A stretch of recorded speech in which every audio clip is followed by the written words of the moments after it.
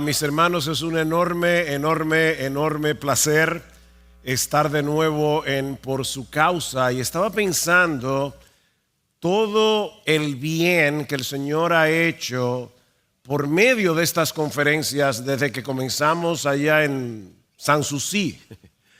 Ha sido largo el camino. Aquí estamos todavía predicando la palabra del Señor. Así que gracias, hermanos, por planificar esta conferencia que tanto viene hacia la Iglesia de Cristo en América Latina y creo que en muchas otras partes, porque los hispanos somos, no voy a decir una plaga, pero estamos en todas partes. Pero yo creo que más que una plaga estamos bendiciendo en muchos lugares, llevando el evangelio a muchos lugares. Así que es una tremenda bendición. Mis hermanos, leí recientemente que cada minuto nace un promedio de 300 bebés. Cada minuto. Eso significa unos 432,000 nacimientos al día. 432,000 nacimientos al día. A la luz de estas estadísticas, cualquiera diría que el nacimiento de un niño es un evento en cierto modo ordinario. Pero todo el que tiene cierto conocimiento de biología sabe muy bien que la gestación y el parto de un bebé es algo realmente extraordinario, no ordinario. Aunque eso suceda todos los días y con tanta frecuencia, no deja de ser impresionante que de la unión de un óvulo y un espermatozoide, dos cosas tan diminutas, se desarrolle un ser humano. Ahora, cuando ese bebé nace, él no tiene ni idea de todo el proceso que ha tenido lugar para que él viniera a la existencia. Y lo mismo podemos decir del nuevo nacimiento. Todos los creyentes que estamos aquí sabemos que en un momento dado vinimos a Cristo, depositamos nuestra fe en Cristo, nos arrepentimos de nuestros pecados, pero yo espero, mis hermanos, que todos aquí también sepamos que esa es solo una parte de la historia y de hecho ni siquiera es la parte más importante de la historia. Para que un pecador como tú y como yo, muerto en sus delitos y pecados, podamos poner nuestra confianza en Cristo y hacer de Cristo nuestro tesoro, como hablaba Justin hace un momento. El Espíritu Santo tiene que iluminar nuestro entendimiento, tiene que transformar radicalmente nuestro corazón. Y es precisamente acerca de ese tema que yo quisiera hablarles en esta última hora a la luz de 2 Corintios capítulo 3. Yo les pido por favor que vayan a la segunda carta de Pablo a los Corintios. Vamos a leer desde el versículo 18 hasta el capítulo 4, versículo 6. Dice así la palabra del Señor. Pero nosotros todos con el rostro descubierto, contemplando como en un espejo la gloria del Señor, estamos siendo transformados en la misma imagen de gloria en gloria, como por el Señor el Espíritu. Por tanto, puesto que tenemos este ministerio, según hemos recibido misericordia, no desmayamos, sino que hemos renunciado a lo oculto y vergonzoso, no andando con astucia ni adulterando la palabra de Dios, sino que mediante la manifestación de la verdad nos recomendamos a la conciencia de todo hombre en la presencia de Dios. Y si todavía nuestro evangelio está velado, para los que se pierden está velado, en los cuales el Dios de este mundo ha cegado el entendimiento de los incrédulos, para que no vean el resplandor del evangelio de la gloria de Dios, de Cristo, que es la imagen de Dios. Porque no nos predicamos a nosotros mismos, sino a Cristo Jesús como Señor, y a nosotros como siervos vuestros por amor de Jesús, pues Dios, que dijo que de las tinieblas resplandeciera la luz, es el que ha resplandecido en nuestros corazones para iluminación del conocimiento de la gloria de Dios en la faz de Jesucristo. Siempre se ha dicho que un texto fuera de contexto viene a ser un pretexto.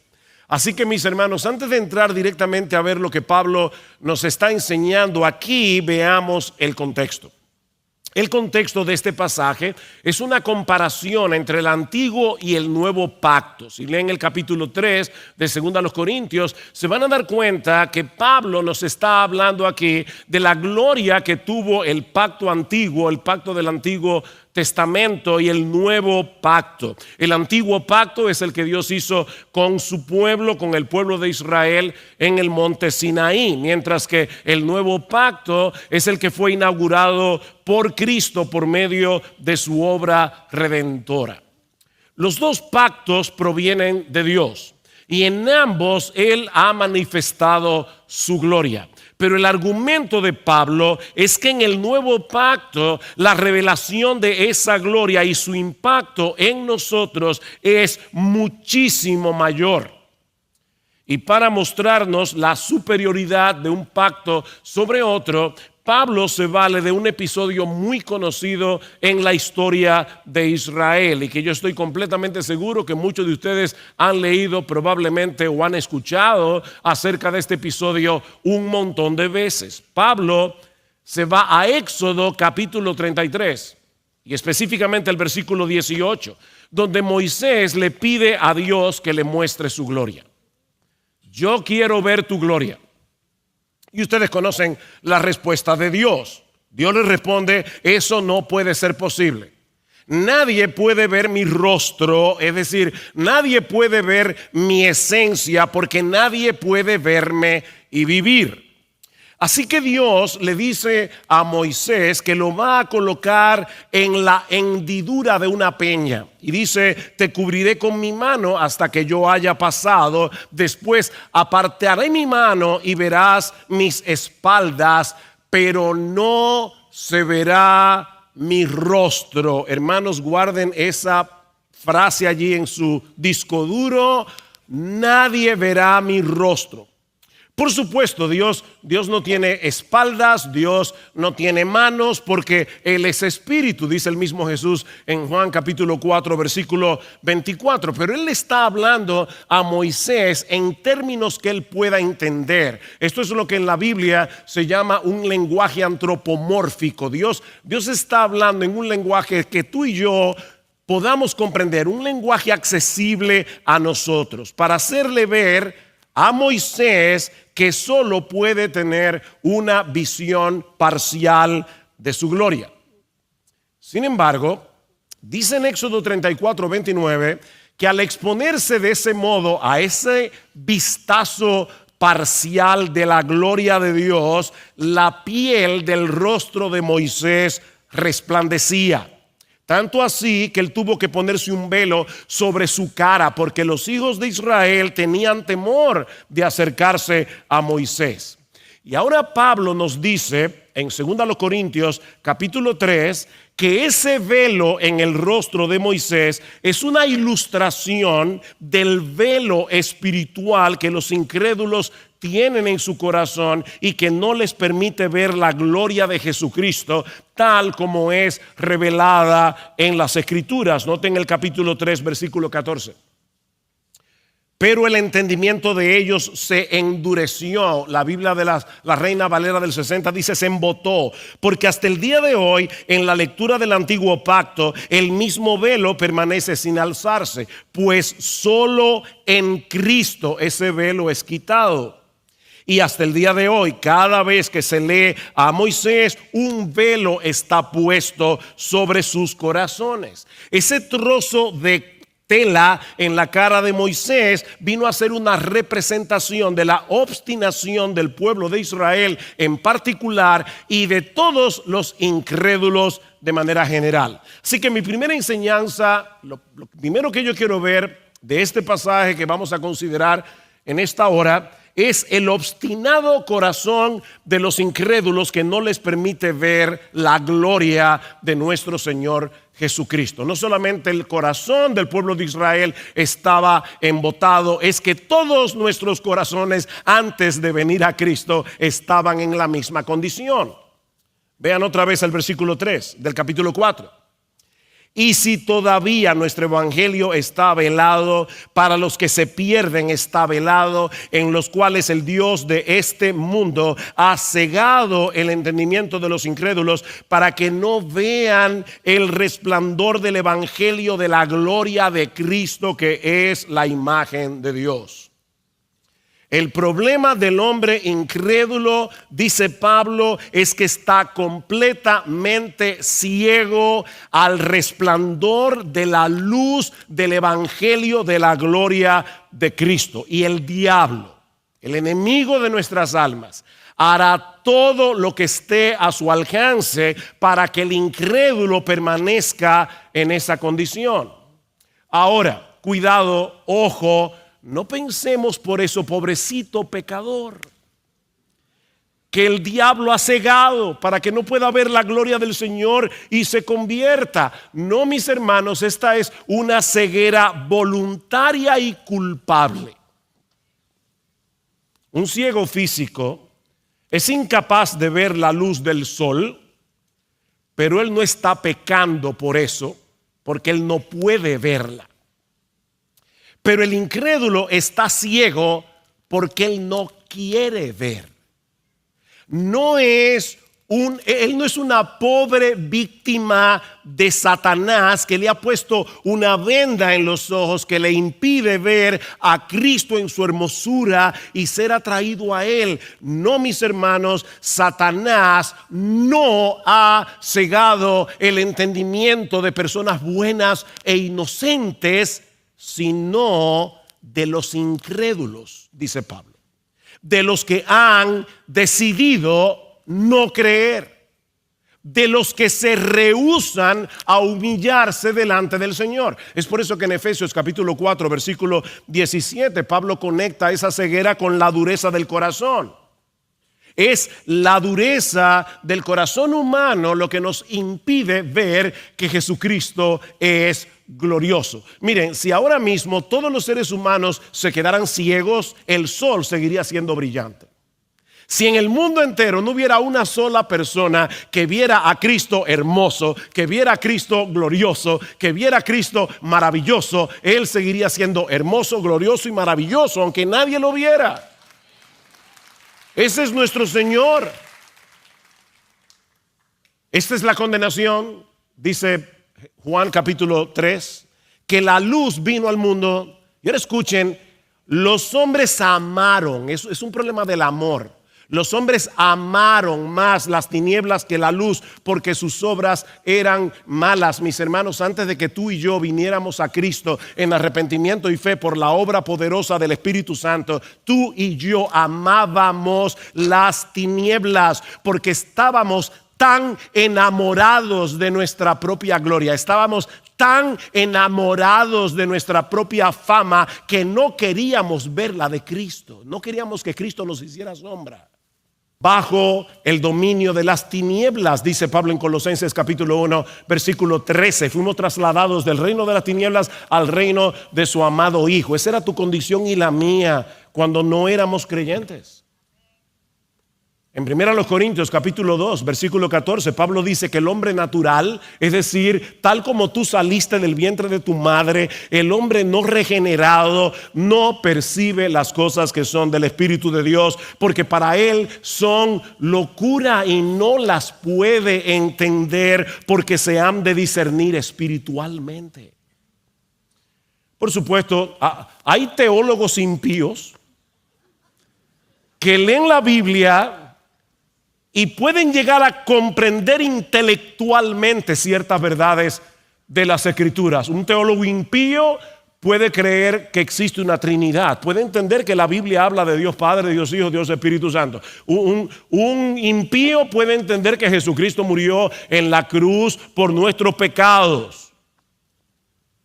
Sin embargo, somos incapaces aún sabiendo eso, de percibir la hermosura de Dios y ser movidos a dejar de confiar en nosotros mismos para confiar únicamente en Cristo para el perdón de nuestros pecados. Y somos incapaces de hacer eso porque no queremos que Cristo se lleve la gloria.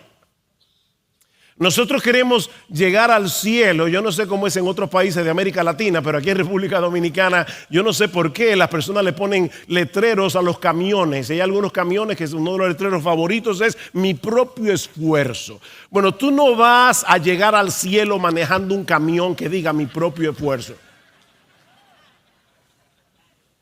Porque, como hemos dicho muchas veces, la salvación, no me miren como un hereje, la salvación es por obras, pero no por la tuya ni por la mía, sino por la de Jesús. Es por la obra de Él. Así que es por Cristo que vamos a llegar al cielo. Pero como nosotros no queremos que Él se lleve la gloria en nuestra salvación, preferimos seguir tratando de hacerlo por nuestro propio esfuerzo. Así que, mis hermanos, se trata de una ignorancia obstinada, de una total insensibilidad a la verdad divina. ¿Hay esperanza para el pecador? Sí. Pablo sabía que a pesar de que esa es la condición del hombre sin Cristo, hay esperanza para el pecador, porque él mismo estuvo en esa condición cuando era un fariseo. Él era uno de esos judíos que leía el Antiguo Testamento y no podía ver allí la gloria de Cristo por causa del velo que él tenía en su entendimiento, hasta que el mismo Cristo se encontró con él camino a Damasco y con el brillo de su gloria lo transformó de tal manera que este hombre llamado Saulo dejó de ser un pecador, perseguidor de la iglesia, y vino a ser el apóstol Pablo. Así de poderoso es el brillo de la gloria de Jesús. Y aunque esa clase de encuentro es irrepetible, lo que le sucedió a Pablo es exactamente lo mismo que ocurre en todos nosotros cuando el Espíritu Santo ilumina nuestro entendimiento. Y eso nos lleva a nuestro segundo encabezado. Ya vimos la obstinada ceguera del corazón humano. Veamos ahora en segundo lugar la obra iluminadora del Espíritu en la conversión. Todos los creyentes, mis amados hermanos, pasamos por una experiencia similar a la de Pablo. Solo que en vez de manifestarse a nosotros como lo hizo Cristo con el camino a Damasco, el Señor hace esa obra en nosotros por medio de la predicación del Evangelio. Así que no estés esperando ningún encuentro extraordinario.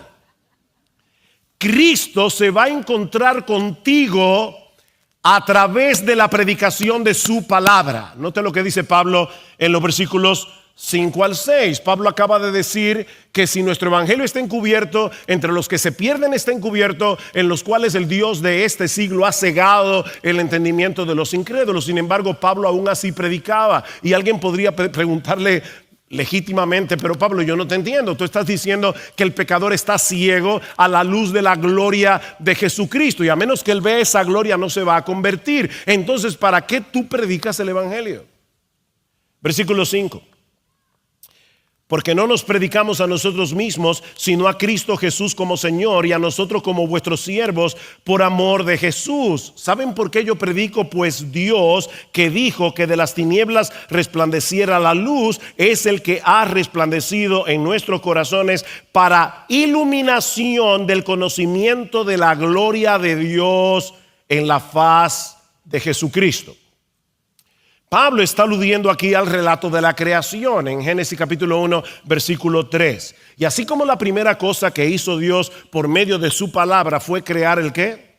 La luz. sea la luz, así lo primero que hace Dios en el pecador por medio de su palabra predicada es iluminar nuestro entendimiento para que seamos capaces de ver, de saborear con deleite la gloria de Dios en la faz de Jesucristo. En Génesis 1:3 Dios dijo, sea la luz, y la luz fue hecha. Y lo mismo sucede en el acto creativo de la regeneración. Cuando Dios nos hace nuevas criaturas por el poder del Espíritu Santo, mientras un predicador está exponiendo fielmente la palabra, Dios viene a nosotros y de repente dice, sea la luz, y el Espíritu Santo abre los ojos de nuestro entendimiento para que podamos adquirir una nueva comprensión de las verdades divinas que nos mueven a abrazar a Cristo en arrepentimiento y fe. De paso, ¿se dan cuenta, mis hermanos, de lo trágico que es que sustituyamos la predicación de la palabra de Dios en nuestros cultos por otras cosas que parezcan más potables y más entretenidas para los incrédulos? Pastores, predicadores, hermanos amados, nosotros podemos llenar nuestros edificios con programas y cultos más entretenidos y espectaculares, pero ninguna de esas cosas puede resucitar a un muerto. Eso solo puede hacerlo el Espíritu Santo. Y Él lo hace por medio de su palabra. Es en el contexto de la predicación del Evangelio que el Espíritu Santo resplandece en nuestros corazones para iluminación del conocimiento de la gloria de Dios en la faz de Jesucristo. Y cuando esa luz resplandece en nuestros corazones para recibir su palabra predicada, pasamos de muerte a vida, nuestra incredulidad se convierte en fe y nuestra rebeldía en obediencia. Así de poderoso es el rayo de la luz de la gloria de Jesucristo que se revela en el Evangelio. Entonces comenzamos a ver a Cristo con tal hermosura, lo vemos con tal esplendor, lo vemos tan maravilloso que somos eficazmente atraídos hacia Él para deleitarnos en Él por encima de las cosas creadas. Dice Jonathan Edwards, ese gran predicador de la palabra del siglo XVIII, que el primer efecto de la obra regeneradora del Espíritu, es darle al alma la capacidad de gustar la hermosura y dulzura de la suprema excelencia de la naturaleza divina. Dejamos de adorarnos a nosotros mismos para venir a ser adoradores del Dios vivo y verdadero. El mismo Espíritu que inspiró las Escrituras abre nuestro entendimiento para que comencemos a comprender las Escrituras, pero con una nueva percepción espiritual de las verdades que allí se revelan, una percepción que no teníamos antes. Es entonces cuando podemos ver lo que nunca antes habíamos visto. Que nuestro Señor Jesucristo posee una gloria que lo hace el ser más atractivo de todo el universo. Que no hay nadie como Él. Por supuesto, mis hermanos, al momento de la conversión no estábamos conscientes de esa obra previa de Dios en nosotros, así como el bebé recién nacido no sabe cómo fue que él vino a la existencia. Pero por la Biblia, ahora nosotros sabemos que eso fue lo que sucedió. Mi esposo y yo estábamos recientemente en Sevilla e hicimos un recorrido de el recorrido que hacían los condenados en la Inquisición, desde la cárcel donde eran juzgados hasta el quemadero donde eran quemados públicamente. Y el historiador con el que andábamos nos decía, yo quiero que ahora nosotros aprovechemos frente a este lugar tan icónico de España, de Sevilla, yo quiero que nosotros ahora cantemos, he decidido seguir a Cristo, no vuelvo atrás, no vuelvo atrás. Fue un tiempo realmente muy emocionante cantar, he decidido seguir a Cristo en ese punto allí. Ahora déjenme hacerles una pregunta, porque lo pensé en el momento que estaba cantando todo emocionado. ¿Es correcto que nosotros cantemos yo he decidido seguir a Cristo? Sí, es correcto. Es correcto. Yo fui que decidí seguir a Cristo. Lo que pasa es que a ese corito le faltan estrofas. Porque nosotros deberíamos cantar he decidido seguir a Cristo, no vuelvo atrás, porque el Padre me ha elegido.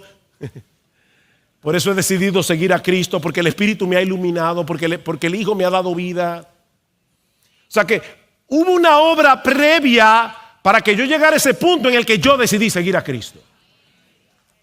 Y esa obra previa fue la obra regeneradora del Espíritu Santo.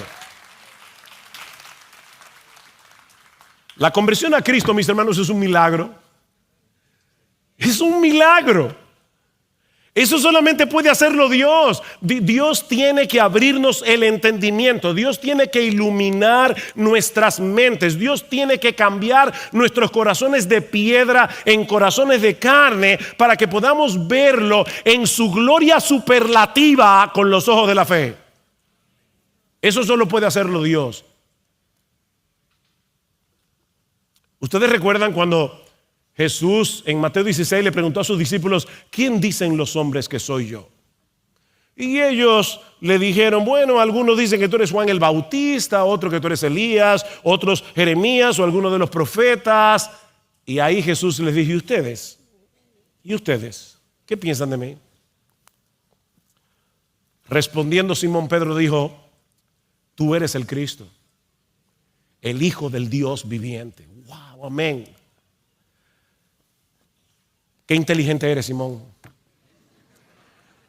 Lo que ni los fariseos, ni los eruditos de Israel, que conocen tan bien las Escrituras, han podido ver,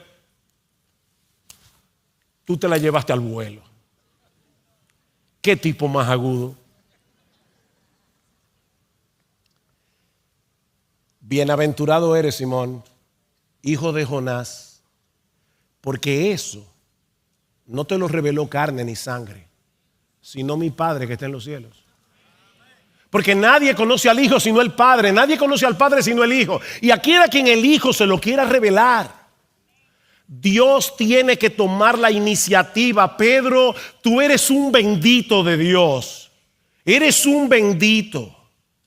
Porque el Padre te amó. Y porque te amó desde antes de la fundación del mundo, Él te quiso revelar a ti lo que no le ha revelado a esos fariseos orgullosos. Te lo reveló a ti. Por eso eres un hombre bienaventurado. Mi hermano amado, yo no sé con qué condición tú llegaste aquí a esta conferencia, cuántas cargas tienes en tu corazón, pero déjame decirte algo. Si tú eres un cristiano, si tú eres una cristiana, tú eres la persona más bendita del planeta. Dios quiso vencer, Él quiso y decidió vencer tu ceguera voluntaria y obstinada para que ahora puedas ver. ¿Recuerdas lo que le pasó a Lidia en Hechos capítulo 16?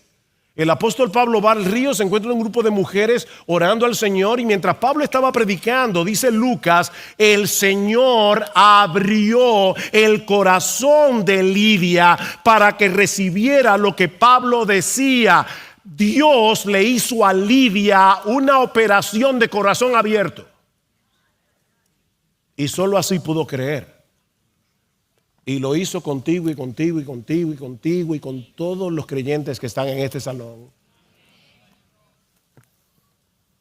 Y esa transformación que se inició cuando Dios removió el velo que te impedía ver la gloria de Cristo revelada en el Evangelio, continúa avanzando exactamente como empezó, a través de la contemplación de esa gloria, tal como se revela en las Escrituras, por la obra iluminadora del Espíritu Santo. Lo que nos lleva a nuestro tercer encabezado. Ya vimos la condición obstinada del corazón humano. Ya vimos la obra iluminadora del Espíritu en la conversión. Veamos ahora en tercer lugar la obra iluminadora del Espíritu en la santificación progresiva. Versículo 18 del capítulo 3. Pero nosotros todos, con el rostro descubierto, contemplando como en un espejo la gloria del Señor, estamos siendo transformados en la misma imagen de gloria en gloria, como por el Señor el Espíritu. Ahí está la santificación progresiva. Somos transformados de gloria en gloria, contemplando la gloria del Hijo. Ahora, mis hermanos, yo no quiero que ustedes pierdan de vista otra vez el contraste entre el antiguo y el nuevo pacto. Recuerden que en el antiguo pacto, en Éxodo 33, solo Moisés pudo tener un vistazo de la gloria de Dios. ¿Recuerdan? ¿Qué dice Pablo ahora? ¿Qué sucede en el nuevo pacto? Que todos nosotros vemos esa gloria. Aquí no hay privilegiados. Como decíamos ayer cuando hablábamos de la unción, los pastores no somos los ungidos.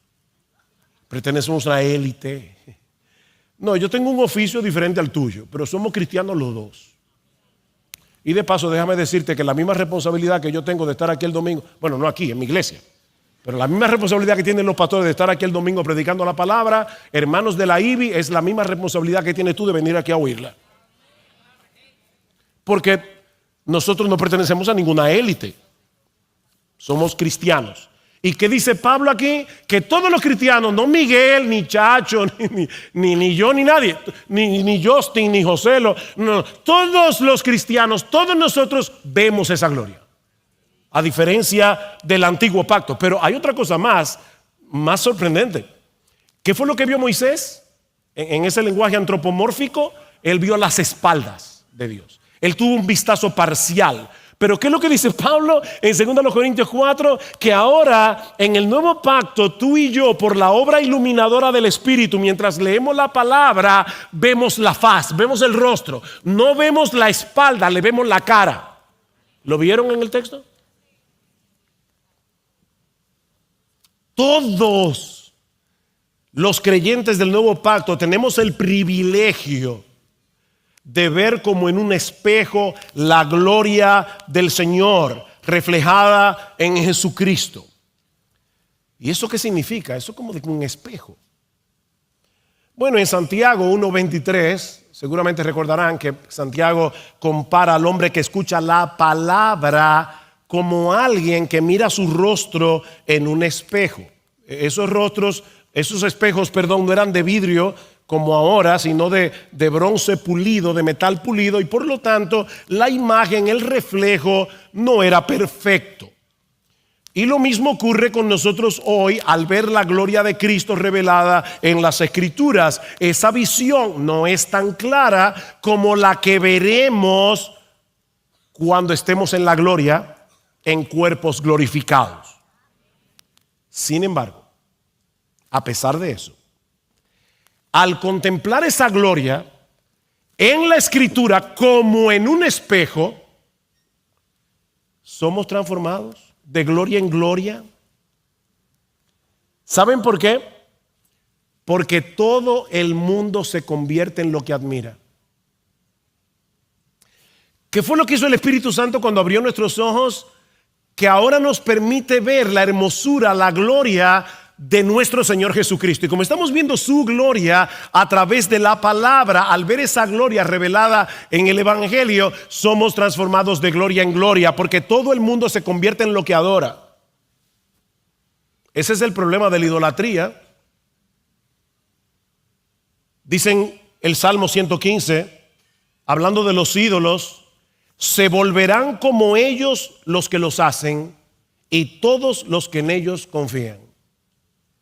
Óyeme bien, como decía Justin, la adoración no es lo que pasa aquí el domingo. Eso pasa los 7 días de la semana. Y tú te conviertes en lo que adoras. ¿Saben qué? Los que manejan la publicidad saben eso. Ellos saben el impacto que tiene la idolatría y cómo los fans suelen imitar a sus artistas favoritos. Cada vez que yo voy a uno de estos viajes y paso por Zona Franca en el hotel y veo estos anuncios de perfume, cosméticos, y está allí Julia Roberts. Mira, no vayas a creer que porque te pongas el perfume de Julia Roberts y usas el cosmético de Julia Roberts te va a aparecer la Julia Roberts. Pero ellos saben que el impacto es tal que todos aquellos que admiran la belleza de esta actriz quieren parecerse a ella.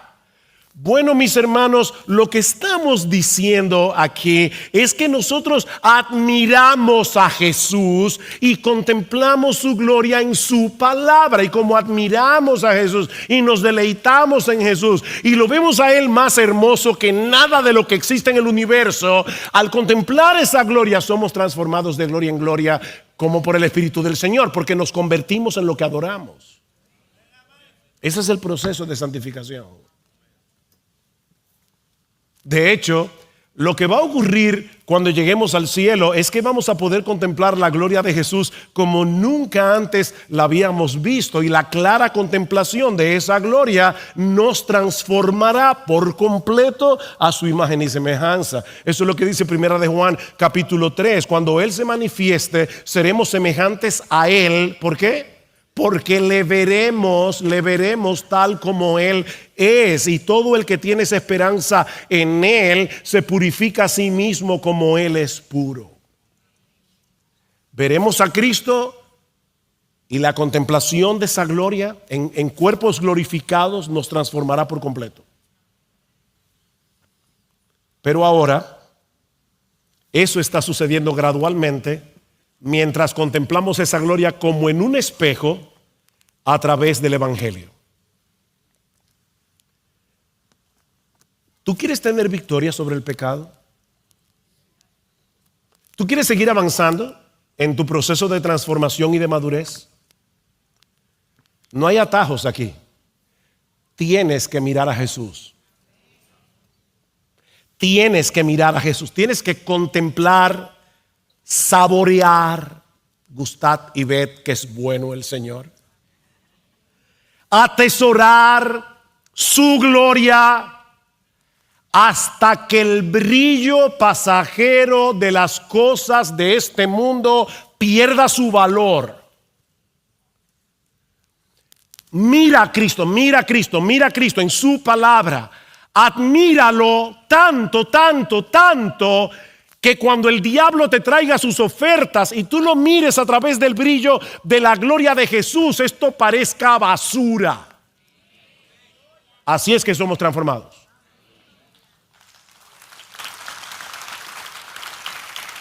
Pero eso es imposible. O sea, no podemos ver a Cristo y crecer en la percepción que tenemos de su hermosura leyendo su palabra sin la obra iluminadora del Espíritu. Necesitábamos esa obra cuando éramos impíos y estábamos en tinieblas, pero la necesitamos todavía siendo creyentes. ¿Qué le pide el salmista al Señor en el Salmo 119? Abre mis ojos y miraré las maravillas de tu ley. El salmista sabía que podemos leer la palabra usando nuestro conocimiento de la gramática y tratar de entender el significado del texto, pero él quería más que eso. Él quería ver las maravillas reveladas en este libro. Las maravillas. ¿Y qué son esas maravillas? Otra vez cito a Jonathan Edwards. El salmista se refiere, dice él, a las maravillosas manifestaciones de la gloria y las perfecciones divinas presentes en los mandamientos y doctrinas de la palabra. Eso es lo que él quiere ver. Tú y yo necesitamos ver las maravillas que Dios ha revelado de sí mismo, que Dios ha revelado de su obra en su palabra. Pero para eso necesitamos que Él siga abriendo nuestros ojos. Necesitamos más visión. Para que un ciego vea las estrellas, él necesita dos cosas. Primero, visión y un telescopio. Bueno, los creyentes que estábamos ciegos, recuerdan, ahora podemos ver esa estrella de la mañana resplandeciente de Jesucristo, porque tenemos visión, el Espíritu Santo nos iluminó, y tenemos el telescopio. Aquí está. Pero todavía necesitamos cada día una visión más clara, más clara, más clara. Hace 2 años, mi oftalmólogo me dijo, mira, ya no puedo más contigo, ya estoy tratando de degradar los lentes y ya no se puede porque tú necesitas una operación. Tienes el cristalino, el lente que trajiste de fábrica está dañado y tienes catarata, así que necesito ponerte un implante aquí. Y bueno, no tengo de otra. Vamos a la operación. Yo no tenía ni idea de lo mal que yo estaba viendo. Cuando me hicieron esa operación y yo por fin pude ver el cielo azul, decía Gloria, le decía a mi esposa, yo no sabía, no me estaba dando cuenta que el cielo era tan azul. Yo necesitaba una operación. Ahora, yo no estaba ciego, pero yo necesitaba que mis ojos funcionaran mejor. Lo que yo estoy diciendo, mis hermanos, es que tú y yo tenemos catarata en los ojos del alma. Y nosotros, siendo creyentes, tenemos catarata. Y necesitamos que el Espíritu Santo siga abriendo nuestros ojos espirituales. No para revelarnos nuevas verdades, sino para enseñarnos las maravillas que Él ya reveló y que están escritas en este libro. Eso era lo que Pablo pedía por los creyentes en Éfeso. Pablo les dice, óyeme, yo le oro al Dios de nuestro Señor Jesucristo, el Padre de gloria, que os dé espíritu de sabiduría y de revelación en el conocimiento de Él, alumbrando los ojos de vuestro entendimiento. ¿Estaban estos efesios, estos creyentes ciegos? No, ellos ya veían, ya el Espíritu Santo los había iluminado, pero Pablo está diciendo, todavía necesitan más visión, necesitan más visión. Y yo le pido al Señor en oración que siga abriendo los ojos de vuestro entendimiento. ¿Saben para qué? Para que sepáis cuál es la esperanza a la que Él os ha llamado, cuáles las riquezas de la gloria de su herencia en los santos y cuál la supereminente grandeza de su poder para con nosotros los que creemos según la operación del poder de su fuerza, un poder que operó en Cristo resucitándole de los muertos y sentándole a la diestra del Padre en los lugares celestiales. O sea, tú y yo necesitamos vivir a la luz de la esperanza que ahora tenemos en Cristo. Tú y yo necesitamos vivir a la luz de las riquezas de la gloriosa herencia reservada para nosotros en los cielos. Y tú y yo necesitamos estar conscientes de la supereminente grandeza del poder de Dios que está a nuestra disposición para que podamos luchar eficazmente contra el pecado, para que podamos seguir desarrollando el carácter de Cristo. El diablo te dice que tú no puedes, el diablo te dice que para ti no hay esperanza. Pablo dice, por inspiración del Espíritu Santo, que sí puedes, porque el poder que resucitó a Jesucristo de los muertos, el poder que sentó a Jesucristo en los lugares celestiales, está disponible para ti. Nosotros necesitamos saber eso. Ahora, ¿saben qué? Todo eso ya fue revelado en la Biblia. Todo eso está aquí. Pero la comprensión, la asimilación de esas verdades requiere de la obra iluminadora del Espíritu. ¿Saben por qué? Yo les decía a ustedes que todos nosotros tenemos catarata. El pecado todavía mora en nosotros y el pecado en cierto grado todavía oscurece el entendimiento. Tú y yo tenemos que vencer prejuicios del corazón para dejar de competir con la gloria de Jesús, para querer que sea su gloria la que brille en vez de querer que los demás vean nuestra vanagloria. La Biblia es tan precisa, ¿verdad? Que a nuestra gloria le llama vanagloria. O sea, una gloria vana. O sea, una gloria hueca. O sea, una gloria que no es gloria. Que tú no eres el ser extraordinario que tú crees que eres. Ni yo tampoco. Pero para eso necesitamos la obra iluminadora del Espíritu. Esos prejuicios deben ser vencidos para que podamos entender y aceptar ciertas doctrinas. ¿A ti no te ha pasado que leyendo la Escritura y leyendo acerca del infierno, de repente lo sientes demasiado fuerte? ¿Es porque tú eres más bueno que Dios?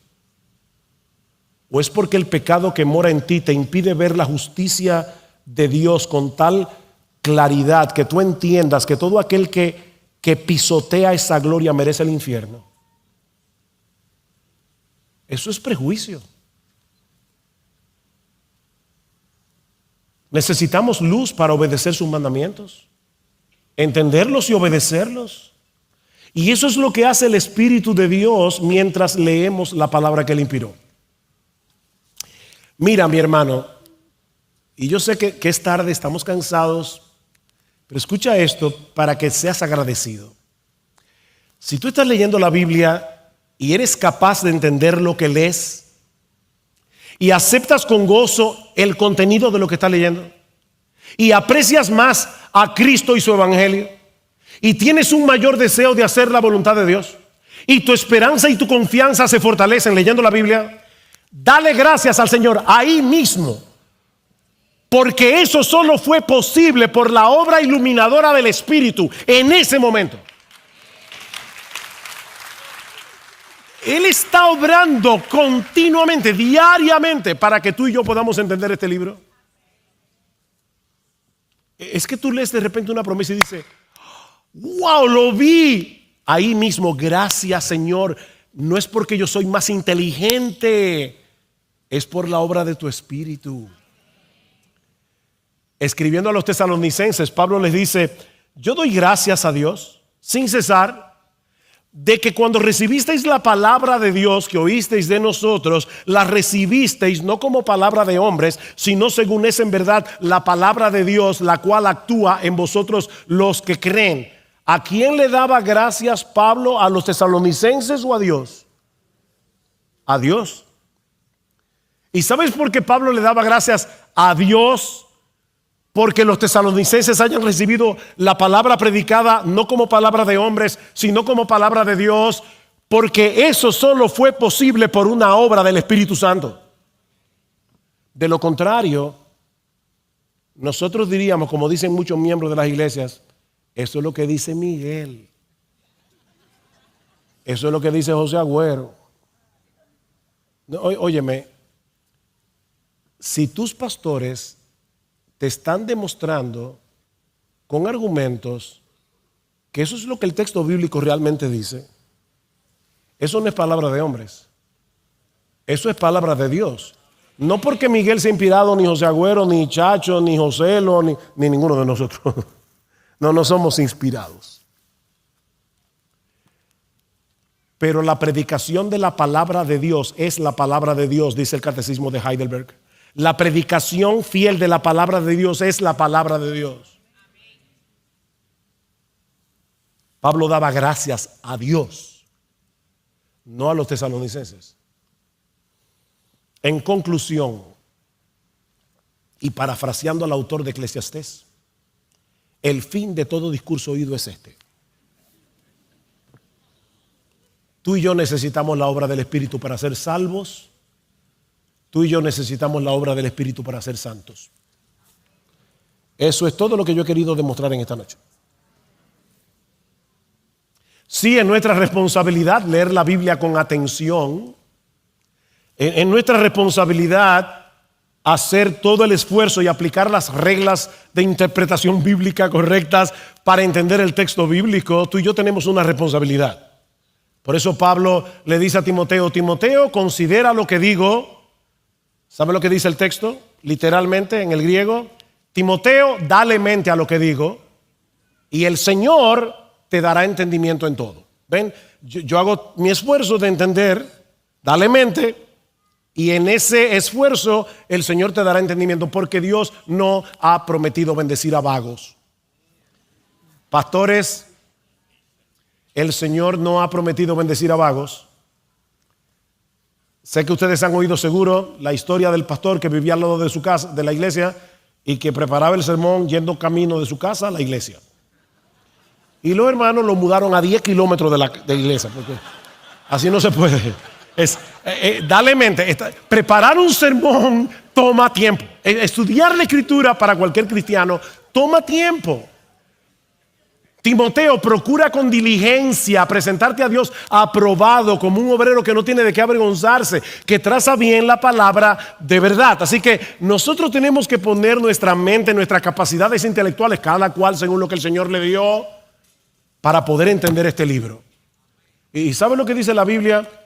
Que este libro hace entender a los simples. Esto no es física cuántica. El Señor hace entender a los simples. Este libro ilumina el entendimiento, hace sabio al sencillo.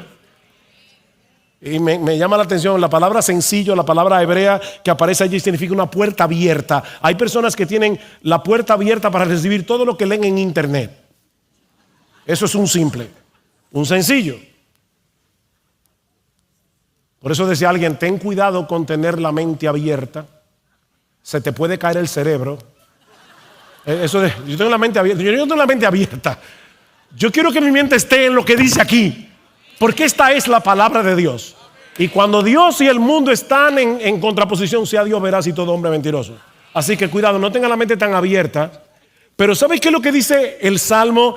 Que el Señor toma a una persona simple, a una persona sencilla, y lo hace sabia por medio de la palabra.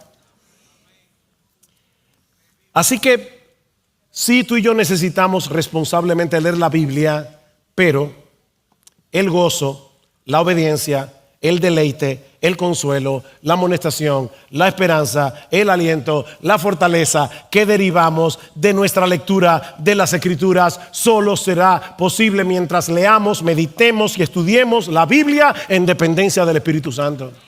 Necesitamos ser iluminados por el Espíritu Santo.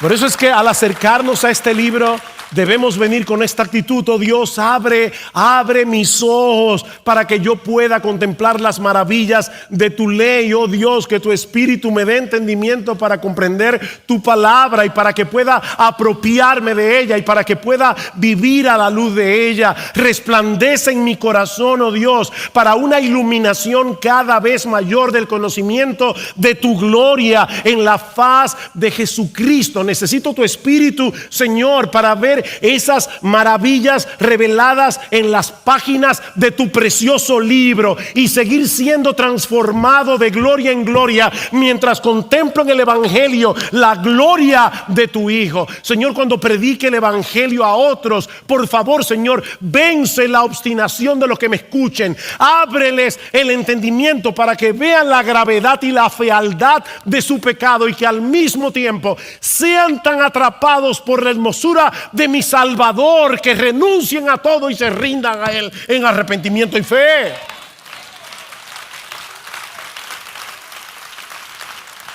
Oh, mis hermanos, que el Espíritu Santo se derrame con poder sobre este auditorio, para que la palabra predicada, no solamente ahora, todo lo que ustedes han escuchado a lo largo de este fin de semana y lo que van a escuchar mañana, obre eficazmente en cada corazón. Por un lado, venciendo la obstinación de algunos que probablemente aquí están sin Cristo, o que sean atraídos hoy de la muerte a la vida y que vengan a Cristo en arrepentimiento y fe, y que ese mismo Espíritu obra en nosotros los creyentes para que tengamos una visión más brillante y deleitosa de la gloria de Dios en Cristo, de tal manera que contemplando esa gloria sigamos siendo transformados de gloria en gloria en la misma imagen como por el Espíritu del Señor. el Señor bendiga su palabra. Amén.